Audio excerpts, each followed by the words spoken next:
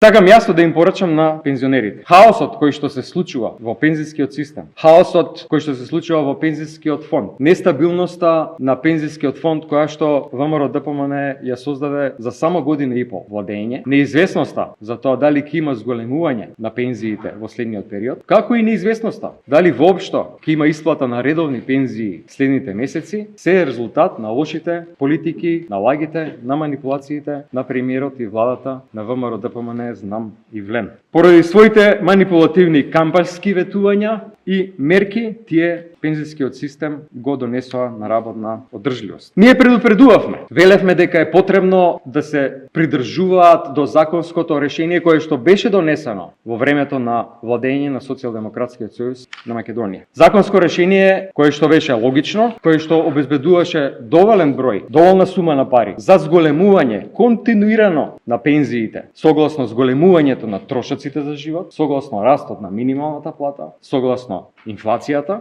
за да пензионерите живеат достоинствени денови така како што заслужуваат пензионерски, поради тоа што целиот живот плаќале придонеси во пензискиот фонд, а владата донесе несоодветно и ќе видиме сега според одлуката на Уставниот суд, многу веројатно противуставно решение, односно против уставен закон. Во време на владењето на СДСМ 50% усогласување со инфлацијата, 50% усогласување со платите. Доколку се продолжеше со овој систем, над 92% од пензионерите сега ќе добија поголемо зголемување од овие 1000 денари кои ги носи владата на Христо Мицковски.